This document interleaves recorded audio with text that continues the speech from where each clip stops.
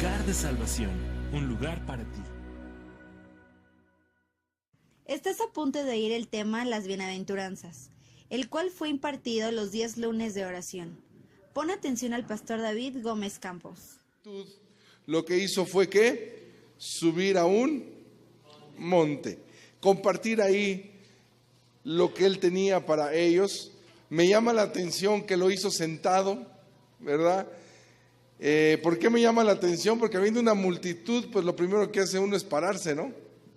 Pero aquí lo que el Señor hizo fue sentarse. Y vemos que el Sermón del Monte, que está completo en el capítulo 5 de Mateo, capítulo 6 de Mateo y capítulo 7 de Mateo. Esos 3 capítulos describen la enseñanza del Señor. Su propósito, escuche bien, es que los discípulos de Jesucristo supieran la forma de actuar, la forma de pensar y la forma de sentir del reino de Dios. Esto es algo muy importante para nosotros, porque nosotros como seres humanos no sabemos cómo funciona el reino de Dios. El reino de Dios tiene leyes espirituales. Y esas leyes espirituales tenemos que cumplirlas para que entonces las bendiciones del reino vengan. ¿Cómo es que funciona el reino de Dios? Y entonces el Señor en este momento se dedica a explicar a detalle a los discípulos cómo es que funciona. Yo quiero que te hagas una pregunta. ¿Tú sabes cómo funciona el reino de Dios? ¿Cuáles son las leyes del reino de Dios? Nos vamos a sorprender que las leyes de Dios, las leyes del reino, son muy opuestas a las leyes humanas. Lo que hoy quiero dejarte en tu corazón es de que el Sermón del Monte, su propósito es que nuestra visión cambie de lo terrenal a lo espiritual. Por naturaleza, nuestros ojos se fijan en las cosas naturales. Nos preocupamos por lo que nuestros ojos ven. Nos preocupamos por lo que nuestro cuerpo físico necesita. Nos preocupamos porque este mundo podamos cumplir con los requerimientos de este mundo. Pero si somos hijos de Dios, estamos conscientes de las necesidades espirituales que tenemos y cómo saciar esas necesidades espirituales. Muchas veces creemos que el reino de Dios es la ayuda principal, bueno, sí la ayuda principal, pero creemos que su propósito principal es de que Él nos ayude a que en esta tierra nos vaya bien. O sea, aún lo espiritual lo queremos convertir en algo ¿qué? Terrenal.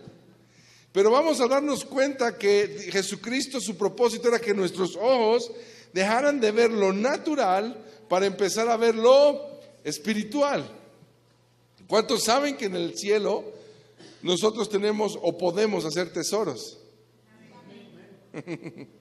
Pero ¿cuánto nos preocupamos por esos tesoros? Nos preocupamos más por hacer tesoros en la tierra. ¿No es cierto? Entonces viene Jesucristo y va a cambiar nuestra ¿qué? Nuestra visión. Va a cambiar que nuestra visión esté centrada en lo natural, para que ahora se establezca en lo espiritual. La iglesia de Jesucristo está en esta tierra para traer el reino de Dios aquí. ¿Para qué está usted aquí? A ver, ¿para qué está usted aquí? Para que las leyes espirituales vengan a lo natural. Amén. Yo creo que no puedo llegar todavía. No están convencidos. Necesitamos entender, hermanos, que esta iglesia la iglesia de hoy de Jesucristo, necesitamos ver, escúcheme bien, que estamos en este momento, en el 2018, en San Juan de Aragón, en la iglesia Lugar de Salvación, con el propósito de que la libertad, el gozo, la paz, la salvación de Dios se manifieste aquí. Y sabe, qué bueno que decimos un amén, qué bueno que lo entendamos, pero no basta con decir el amén y con entenderlo, necesitamos vivirlo. Si la iglesia de Jesucristo en esta hora está atada, si estamos todavía muy, pero muy apegados a este mundo natural, entonces estamos no haciendo o no cumpliendo el propósito por el cual Jesucristo habló del Sermón del Monte. Y vamos a empezar a ver cómo contrasta el pensamiento de Dios con el pensamiento del hombre. Contrasta de tal manera que cuando empieza el sermón empieza a hablar de pobreza, empieza a hablar de mansedumbre, empieza a hablar de llorar, empieza a hablar de tener hambre. Y todos esos conceptos para la humanidad dicen, eso yo no lo quiero. ¿Qué humano dice quiero tener pobreza? ¿Qué humano dice quiero tener hambre? ¿Qué humano dice quiero tener llanto, estar llorando? No sé si me estoy dando a entender cómo viene Jesucristo y trae un contraste total al pensamiento humano. Hoy el pensamiento humano es todo lo contrario. ¿Qué piensa el pensamiento del hombre? Quiero tener riquezas, quiero tener paz, quiero tener ser feliz, no llorar. Pero entonces se contrastan los pensamientos, el pensamiento de Dios, el pensamiento humano, y lo que nos toca ver es analizar cuál es el resultado de ambos. Cuando vemos el resultado del pensamiento humano, el pensamiento humano a lo que nos ha llevado es a más pobreza, aunque buscamos riqueza. Y usted me puede decir, no, hermano, no es cierto. ¿Cómo no? Cada vez el dinero vale menos. El ser humano no ha logrado que los tesoros que ellos logren cada día sume. ¿No es así? Lo de este mundo cada vez va de qué. Es el pensamiento humano. Entre más buscan riqueza, ¿qué sucede? Viene más pobreza. Entre más el ser humano habla de no seas manso, se defiende tus derechos. ¿Saben lo que encontramos? Más injusticia. ¿No es así? Hoy estamos ante una sociedad más educada, con posibilidades mayores de encontrar educación, conocimiento, pero también estamos ante la sociedad más injusta. Entre más buscan defenderse, más injusticia encuentran. Entre más el ser humano, escúcheme bien, busca su felicidad, ignorando los principios de Dios, más llora. Más se halla vacío en su interior. Pero ahora pensemos o meditemos en el resultado de los pensamientos de Dios. En los pensamientos de Dios vamos a estar en estos lunes analizando cada pensamiento que Él dio acerca de cómo es el reino, cómo piensa el reino. Y aunque nos habla de que hay momentos necesarios de llorar, hay momentos necesarios de tener hambre, ¿sabe cuál ha sido el resultado de esos pensamientos? Restauración, sanidad, salvación y el verdadero gozo. Entonces, cuando vemos los resultados, entonces yo en lo personal prefiero caminar en el pensamiento de Dios y no en el pensamiento del hombre. Porque el hombre hasta ahorita está yendo en una decadencia día tras día. Pensemos en el país que hoy consideran más, o la potencia más grande que puede existir, que es Estados Unidos. Hoy voltea por un rato a ver su sociedad. ¿Cómo está? Perdida. Su economía depende, todavía creen que Trump va a poderlo levantar, ¿no? Muchos votaron por él porque creyeron que es el que puede sacarlos adelante, pero lo mejor, y tomo el ejemplo de ellos porque supuestamente es lo mejor de lo mejor en las naciones, ¿no? pero por un segundo meditamos el resultado de sus pensamientos y de sus acciones y encontramos decadencia, muerte y destrucción. Ahora, si volteamos a ver a nuestro país, más nos decepcionaríamos del pensamiento del hombre, ¿no? Y entonces continúa diciendo el Señor Jesús en el versículo 2, y abriendo su boca, ¿qué hacía? Les enseñaba, diga conmigo, enseñaba. ¿Por qué es importante esta parte? Porque escúchame, muchas veces hemos visto a Jesús solo como el Salvador, como el sacrificio perfecto en la cruz para perdón de nuestros pecados, ¿verdad? Y cuando pensamos en Jesús decimos, es el que pagó por mis pecados. Pero sabes, si vamos a Juan capítulo 1, y no vamos a ir por cuestión del tiempo, dice que en el principio era el Verbo, y el Verbo era con Dios, y el Verbo era Dios. ¿A qué se estaba refiriendo la Escritura? A Jesucristo. Y Jesucristo es tomado como el Verbo, como la palabra. Jesucristo fue enviado al mundo no solamente para hacer el sacrificio perfecto para perdón de tus pecados, sino fue enviado al mundo como la palabra de Dios encarnada, el mensaje de Dios encarnado. Él traía un mensaje, Él traía una enseñanza, Él venía a enseñarle al hombre cómo debía de vivir. Lo que vino a decir Jesucristo es un nuevo estilo de vida.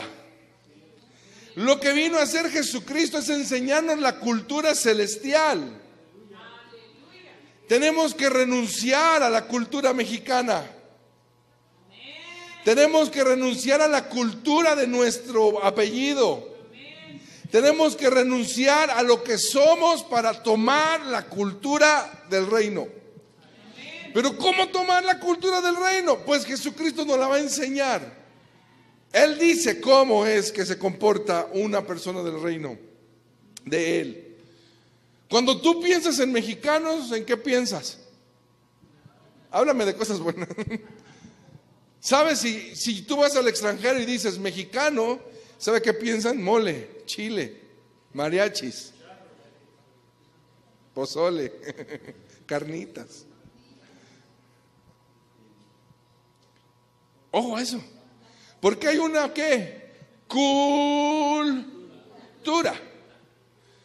Una cultura que también necesita un espacio donde desarrollarse.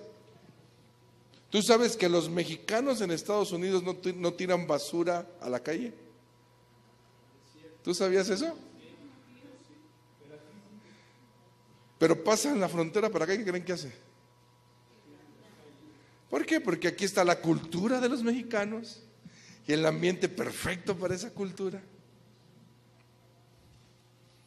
Pero ahora viene Cristo y nos dice que hay una cultura celestial, muy contraria a la cultura humana, muy contraria a la cultura mexicana. El Verbo se hizo carne. La palabra de Dios vino a enseñarnos cómo vivir. Y mire, aunque nos duela, si la educación de nuestros padres no es bíblica, entonces estamos en pensamientos humanos. Y todo lo que es de este mundo es efímero.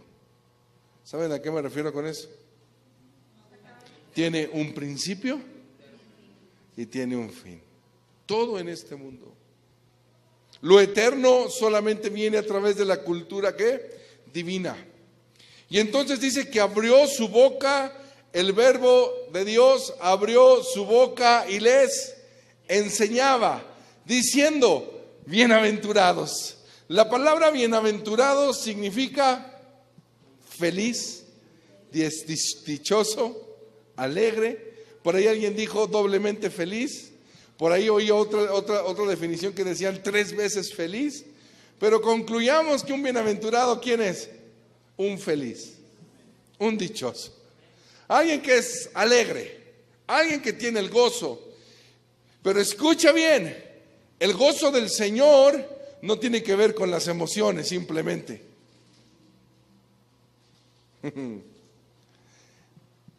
El que tú seas feliz para el Señor no tiene que ver con que te dé un momento de sonrisa.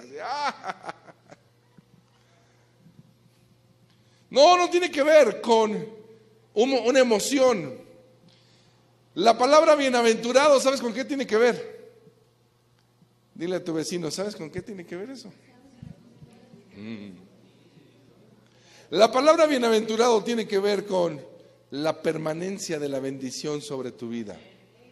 Mira lo que te estoy diciendo, la permanencia de la bendición sobre tu vida. Un bienaventurado para Dios es aquel que todo el tiempo está bendecido. Ese es un bienaventurado. Aunque no tenga dinero, sí, porque tú sabes que el dinero no necesariamente es bendición.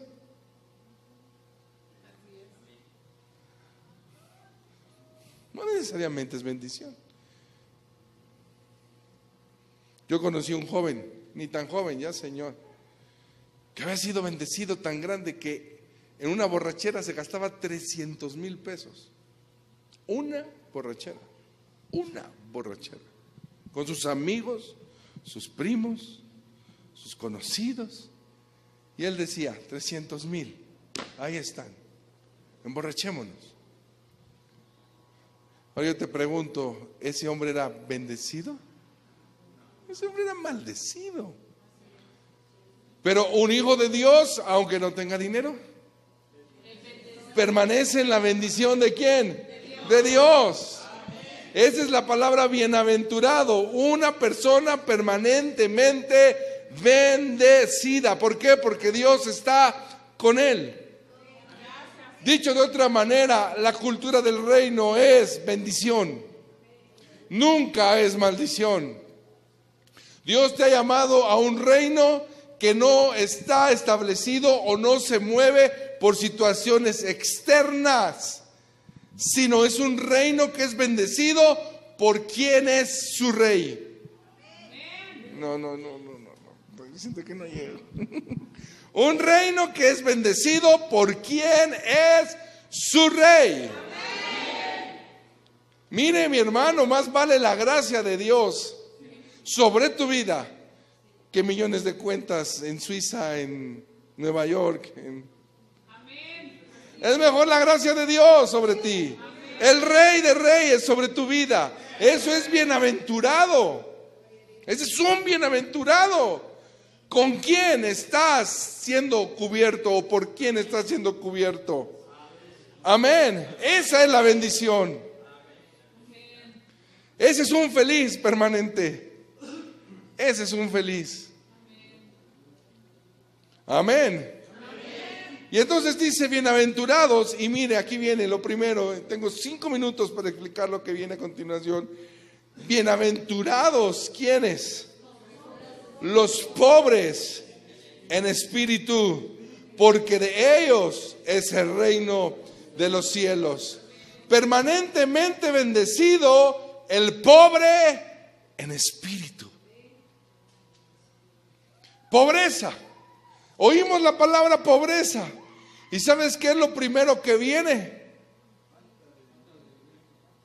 Falta de dinero. Ese es un pobre.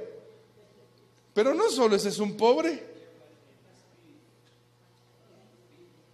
Aquí habla en espíritu, claro. Pero concentrémonos por un segundo en la palabra ¿qué? Pobreza o pobre. ¿Sabes? Lo vamos a contrastar primero con su opuesto, que es riqueza. Cuando hay riqueza en una persona, ¿sabes qué es lo primero que tiene? Independencia. ¿Sí o no? Llegas a los 20 años, ya trabajas, ya tienes dinero. ¿Qué es lo primero que llega a tu mente? Independencia. ¿Sí o no? Sí. Independencia. No necesito ya de quién, de mis padres. Ahora yo tengo ¿qué? Independencia. Esa es riqueza. Puedo. ¿Sabes también que tiene que la riqueza cuando llega una persona o los medios llegan a una persona? no solamente es independiente, sino ¿sabes también qué es? Es aquel que puede mandar. ¿Quién manda? El que paga. ¿No es cierto? ¿Quién es el que manda? El que paga. Ahora tú no vas a obedecer, ahora tú vas a ¿qué? A ordenar. O sea, tu riqueza te ha llevado ahora a ser el que manda, no el que obedece. No solo eres independiente, ahora eres tú el que ¿qué? El que manda. ¿Sabes también qué tiene que ver con riqueza? Tiene que ver con que tú estás seguro del día de mañana. ¿No es así? Aquel que dice, tengo para hoy, mañana y toda la semana. Entonces su día de mañana lo tiene ¿cómo? Seguro. Entonces es independiente, es el que manda y es el que sabe que el día de mañana, a su parecer, está ¿cómo? Seguro. Ahora veamos la pobreza. ¿La pobreza cómo es? Para empezar, no es independiente el pobre. ¿Es qué? Dependiente. Y tiene que depender de su benefactor. ¿No? El pobre ¿cómo es? Dependiente. Depende de aquel que le ayuda. Mandar, no puede mandar. Él tiene que ¿qué? Obedecer. Y no solamente tiene que obedecer, escúcheme bien, tiene que tener fe para el día de mañana. Ahora, ¿cuántos ya están captando la idea? Porque el Señor dice pobre en espíritu. Porque son las actitudes que debemos tener para con Dios. ¿Dependientes de quién? De Dios. Obedientes. Y cada día que pasa saber que si su misericordia no está con nosotros, el día de mañana será quién sabe. Amén. Por eso él dice, bienaventurado el pobre en espíritu, aquel que ¿qué? Depende de Dios, obedece a Dios y pone su confianza en la misericordia de Dios. Ahora, me he dado cuenta, hermanos, que aun aunque hay personas que dicen que son cristianos, siguen siendo ricos en espíritu. ¿Cómo está eso? Mire, he oído a muchas personas que dicen, yo amo a Dios, creo en Dios, vienen al templo, escuchan las predicaciones, escuchan el consejo de Dios, pero cuando vienen momentos difíciles a sus vidas, no dependen de Dios, no obedecen a Dios y mucho menos confían en que Dios será su respuesta el día de mañana. Sino lo que buscan es sus propias soluciones. Yo he pensado que, escúchame bien, si el pueblo de Dios oráramos como pedimos consejo, tendríamos más victoria. Tenemos un problema, pedimos consejo y no está mal. Pero ¿qué pasaría si tenemos un problema y oráramos? Entonces, si el pueblo de Dios no estamos teniendo respuestas de Dios, es porque decimos que somos pobres en espíritu, mas no vivimos como pobres en espíritu. Dependiendo totalmente de Dios. ¿Cuál es hoy tu mayor problema? ¿Cuál es tu monte más alto que no te permite avanzar? ¿Cuál es? ¿Será tu economía? ¿Será tu salud? ¿Será tus problemas familiares? ¿Será la depresión? ¿Cuál será hoy la montaña más grande? ¿Sabes? Analiza tu vida y esperemos que no lo quieras resolver con tu mejor idea. Sino ojalá en este día de oración nos hinquemos y digamos, Señor, hoy vengo a depender de ti. Y no solamente vengo a depender de ti, vengo a obedecerte. Vengo a humillado decir, soy pobre, necesito de ti y te voy a obedecer a ti. Amén. Hoy seamos esos hombres, como dice el Señor, bienaventurado el pobre, los pobres en espíritu. Y la recompensa, ¿cuál es? Porque de ellos es el reino de los cielos. ¿Qué quiere decir el reino de los cielos? ¿Sabes que nuestro Señor Jesucristo, ¿dónde está hoy? Por hoy, ¿dónde está nuestro Señor? ¿Dónde está? En el cielo. ¿Al lado de quién? Del Padre. ¿Para qué está al lado de Dios Padre? Para interceder por nosotros, pero también para una cosa más. Dice, toda autoridad me es dada ¿en dónde? En el cielo, en la tierra. O sea que está en el cielo, porque desde ahí, ¿qué hace nuestro Señor? Gobierna. ¿Qué hace en el cielo? Dice que al final el apóstol Pablo explica que cuando todas las cosas tomen su orden debido, entonces él mismo, nuestro Señor Jesucristo, se pondrá debajo del Padre Celestial y entonces todos caminaremos unidos. Pero antes de que eso suceda, mientras se establece el reino de Dios aquí en la tierra, el Señor Jesucristo está en el cielo y está ¿qué? Gobernando. Y dice que el pobre en espíritu, de Él es el reino. Diga conmigo, Él es el que gobierna. Mire, cuando realmente dependemos de Dios, cuando realmente obedecemos a Dios y cuando realmente ponemos nuestra confianza en Dios, entonces tú gobernarás. Tú podrás en el Señor Jesús gobernar las circunstancias. Y no estoy diciendo que una mañana te vas a levantar y vas a decir, bueno, como ya gobierno yo, dinero aparece. Y aparecerá el dinero. No, te voy a decir algo, esas son soluciones efímeras. Porque ¿cuánto durará un billete o 2 billetes o 3 billetes? ¿Cuándo se dan cuenta que somos personas que consumimos y consumimos y consumimos? ¿No es cierto? No tenemos llenadera. Simplemente en la comida, tenemos que comer diario, ¿no? Imagínense cuánto dinero usted se ahorraría que solamente comiera una vez al mes. No piense en eso. ¿Cuánto dinero ahorraría? Mi abuelita tenía un dicho que decía, ¿te hace rico? El que te mantiene el pico. ¿Cuánto ahorraríamos si no comiéramos diario?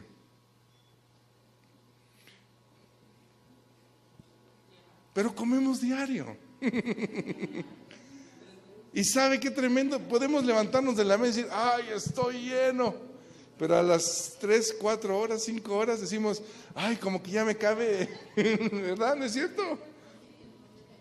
Entonces, si tuviéramos el poder de gobernar en hacer o crear un billete, aún esa solución sería efímera. ¿Por cuánto nos duraría?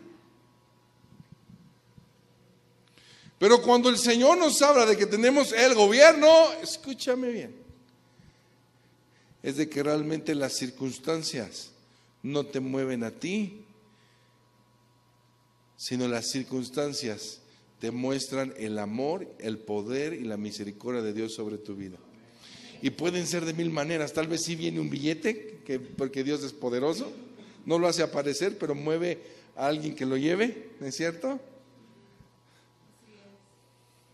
O tal vez el Señor te hace ver su misericordia a través de abrirte puertas de trabajo que estaban cerradas.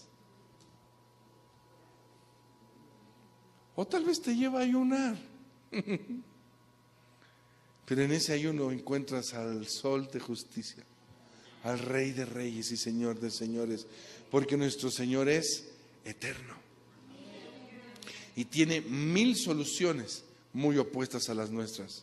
Mi hermano, el llamado del Señor en esta hora es, si eres un pobre en espíritu, debes entender que sin Dios eres nada. Sin Dios somos, alguien por ahí dijo, menos que nada. Sin Dios no somos nada ni nadie. Ese es un pobre en espíritu. Depende de Dios. Si Dios no está en ti y contigo, el día de mañana no vas a poder hacer nada. Si Él cerrara las puertas delante de ti, no las pudiéramos abrir ni con mazo ni con bazooka, porque la puerta que Él cierra, nadie la abre. Pero la puerta que Él abre, nadie la cierra. Amén. Por eso es tan importante hoy decir, ¿cuánto necesitas hoy a Dios? Porque a veces nos confundimos y decimos, yo necesito a Dios en mi salud, porque miren que estoy con unos dolores que hay. Pero en la economía, no, ese que me lo deje a mí, yo puedo. Ese no es un pobre en espíritu. Señor, ayúdame con mis hijos, pero en la otra área yo puedo. No, sin Dios somos nada. Diga conmigo, dependencia. Obediencia. Y confianza en Él para el día de mañana. ¿Cuántos van a tomar este consejo del Señor Jesús? Así piensa el reino. Así que escúchame, si tú realmente has tomado el consejo de Dios, el día de mañana no puedes caminar, no puedes salir de tu casa sin antes hablar con Él. A ver, lo voy a repetir. Si entendimos lo que es ser pobre en espíritu, el día de mañana no sales de tu casa sin estar un momentito con Él y decirle, dependo de ti, Señor. Ese es un pobre en espíritu. Porque aquel que dice, ay, cuando regrese te busco, es como, yo puedo, ahí nos vemos. Dependencia de Él.